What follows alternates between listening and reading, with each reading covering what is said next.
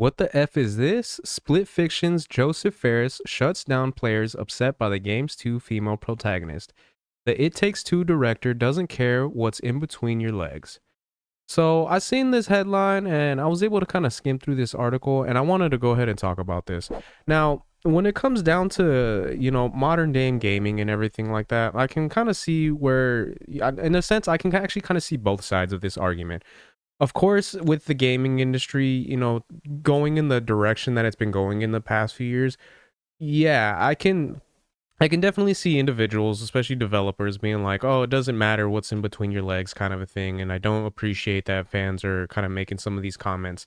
Well, at the same time, I definitely understand as a gamer, kind of leaning more on this side of the argument, which is that, with so many different games that have been coming out and the way that the media has been trying to have this push for, feminism and, female leads and stuff like that, I can definitely be on the side of seeing where people are just kind of annoyed at a lot of this types of stuff.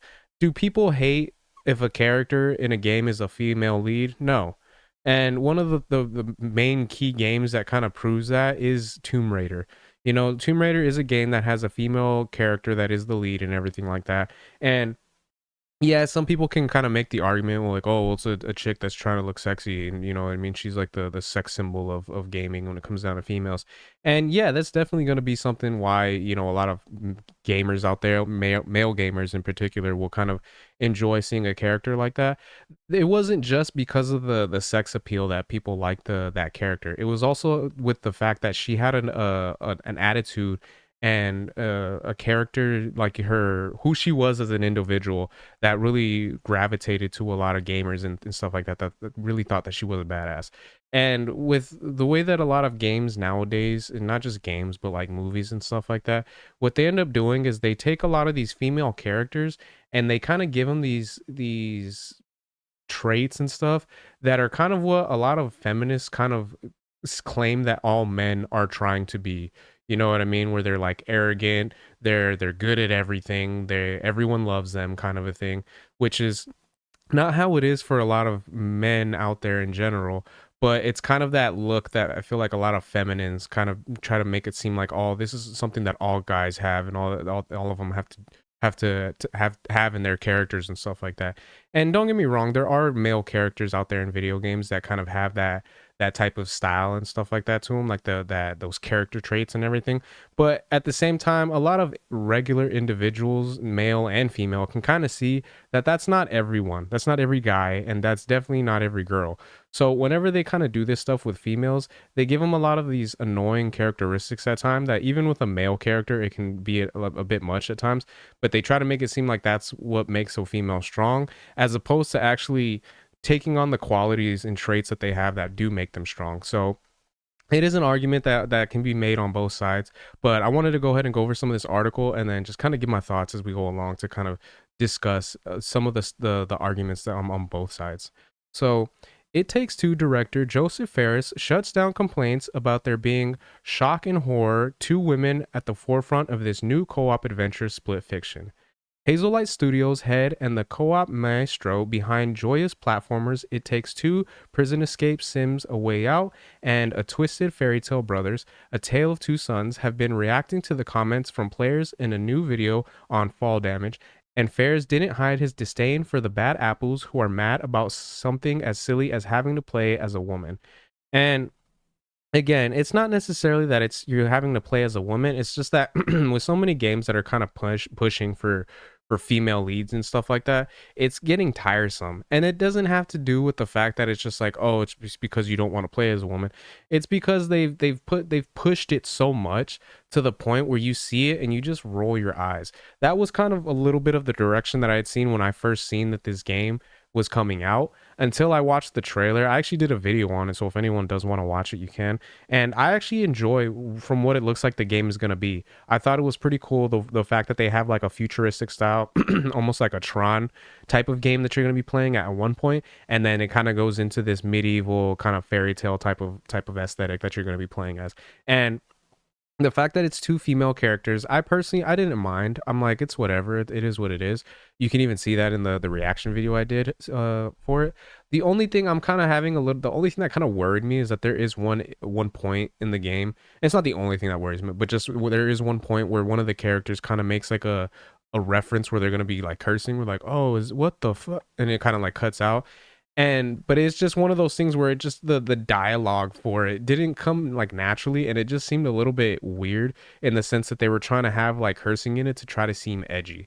And seeing that in the game's trailer, that kind of had me like, oh man, I hope they're not trying to do some edgy type of stuff for this game, and just kind of let the dialogue be more natural and just kind of be something that you would actually expect, something that would be a real reaction from someone if they were put in this kind of world. So it's just little things like that that you, as long as it comes off more natural and it seems like something that can be believable, yeah, then it's something you can go ahead and follow that direction. It's just whenever they do some of this stuff and it just doesn't seem realistic, then that's when it kind of throws people off. So, what the fuck is this? He said in a response to a comment calling Split Fiction another feminist propaganda soaked game because it has two female leads. I guess this is someone reacting to the fact that there are two women. Let me just say, in Brothers, there were two guys. In A Way Out, there were two guys.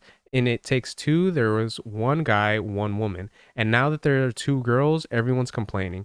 And again, I feel like the main reason everyone's complaining is because it's been pushed for so many years, this past few years when it comes down to this type of stuff. And again, not just in video games, but in movies, in TV shows. When you have stuff kind of like like that the cleaner with Daisy Ridley kind of doing a Die Hard movie. You have what's her name?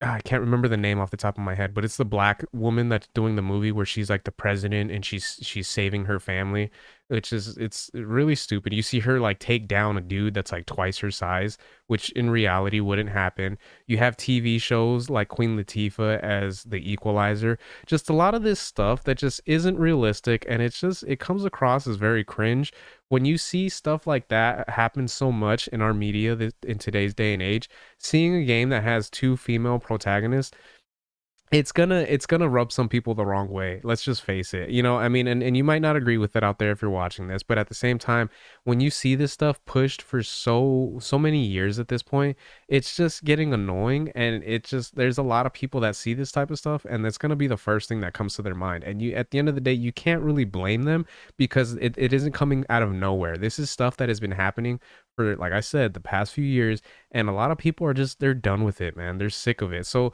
this could be a really good game. It could have nothing in that regards to like any type of feminist type of propaganda or anything. Another feminist propaganda soaked game. It could have something that's it's nothing close to that. But at the same time, with how much feminist propaganda has been pushed recently, a lot of people are just fed up, and you know, myself included when it comes to that.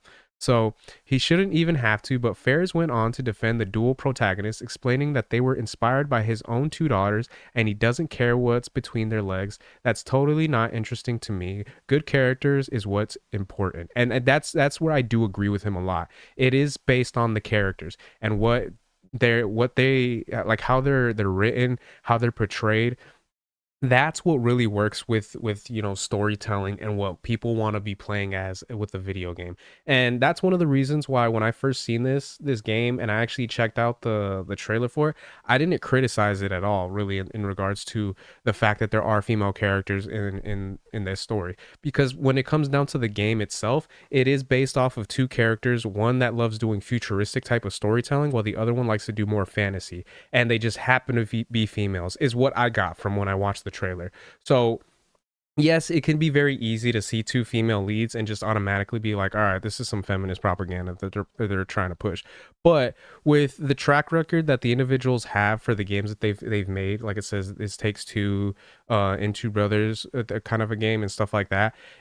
I'm gonna give it the benefit of the doubt, even though with a lot of this stuff, it doesn't deserve the benefit of the doubt. From what I've seen from the trailer, it does seem like they are trying to make a video game with just good characters that just happen to be females. It's not they're not pushing it because they want it to be specifically female based, but that's what it seems like. And if he has that kind of mindset that is really based on the characters being good characters in general, as well as the fact that he's kind of basing it off of his two daughters, I'm kind of hoping it's going to go in that direction where they're trying to just come out with a good game that just happens to have two female characters, not something that's trying to push some type of feminist agenda or anything like that, like so many other games are trying to do nowadays.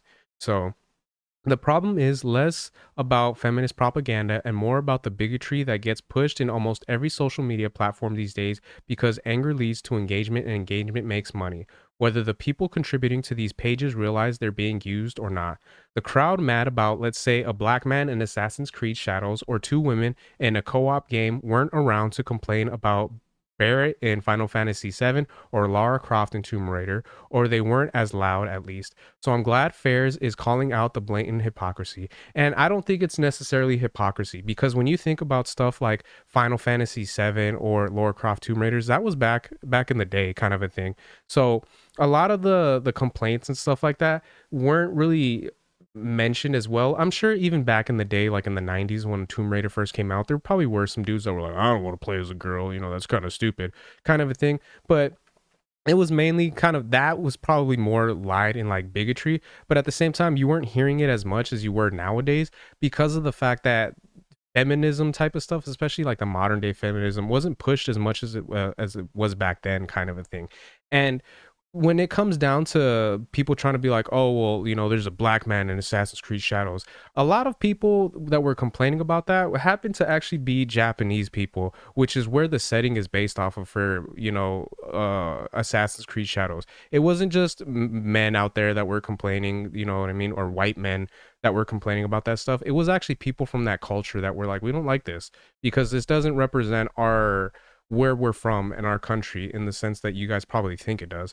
So there was, it's I don't really consider it hypocrisy when people are complaining about that or the fact that, it's two women in a co-op game because again, there's so much feminist stuff that was pushed in the past few years that it's a lot of people are done. It's annoying now. And it doesn't come from just a place of just straight bigotry. It comes from the fact that a lot of these feminist type of games aren't created with good characters like he had mentioned what his hopes are for this game. They're made with bad characters who are really unlikable, really shitty individuals, and it just doesn't work well. It doesn't resonate with people, with the gamers that are, playing these games to hear these stories.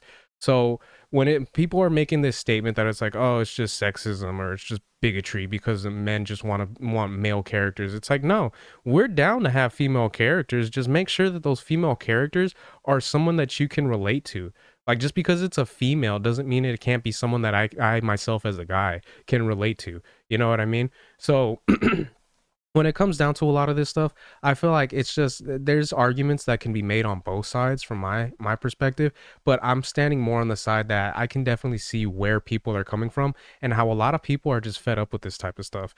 Now, when it comes down to It Takes Two, like I said, I seen the trailer for it and I'm actually looking forward to this game. I actually do want to see how this game plays, what it's about, and you know what I mean? I don't want to judge it until it's actually been released because I feel like this game actually does have potential to be something that could be pretty cool. Like I said, I like the aesthetic of it being a futuristic game at one point, as well as a fantasy kind of world as on the other. And the fact that when you look at the trailer, if you were to see like the video that I did where I reacted to it, you can see that they have different types of gameplay from it. There's like a third person perspective, there's a side scrolling perspective, and you can play as different characters, different versions of these characters. You can't just play these two chicks. Like it looked like there was one point where like in the fantasy world you're playing as like a big monster that you get turned into. Just stuff like that. I feel like is really cool and it's something that I would like to see more in video games where it's like a lot of innovation in a single game, which is what it looks like this game is trying to achieve. So as far as the reasoning behind why people feel this way, I can totally see where they're coming from and I don't think they're too far off when it comes down to why they feel this way and why they're not necessarily wrong for feeling this way. But at the end of the day, when it comes down to a lot of, what I mean, gaming websites and everything like that, I don't necessarily think this article here is kind of making that type of statement that it's just straight bigotry and stuff like that. I mean, I know they did say it right here, but I don't feel like they're just saying like, oh, it's all just based in sexism. It's like, no, they have reason to believe why they feel this way. And there are a lot of gaming websites out there, that news websites that kind of push that type of stuff and give that narrative that it's all just based in sexism and bigotry when it's really not. It's people are reacting to what they've been shown for the past few years. So hopefully it'll be coming to like kind of, I don't know, it's probably never going to be coming to an end in that regard, but hopefully we'll be seeing a lot less of this kind of feminist propaganda that is pushed in so many video games and stuff like that, and like they have been in the past recent years. And we'll be getting like the, like he says, more of just good characters, and characters that, you know what I mean, are written well and can have these characteristics and these stuff that people can relate to, because that's one of the things that makes storytelling so great, is the fact that there are these relatabilities to these characters, and it is something that we can all take away from something in a positive type of way. So who knows? I mean, like I said, we'll have to just wait until this game comes out and then kind of just take it from there. But those are my thoughts on that. Let me know what you guys think in the comment section. Do you think that he's wrong for kind of Joseph Ferris? Do you think he's wrong for calling this type of stuff out in the way that he did, or do you agree with kind of his sentiment in that regard? Either way, whichever side of this argument that you're on, let me know your guys' thoughts, because I'd really like to hear them in the comments and see how you guys feel with this type of stuff. So if you guys could like, share, subscribe, all that good stuff. If you guys have been watching this long, I really appreciate it. It means a lot. And yeah, until next time, Harmonic out. Peace.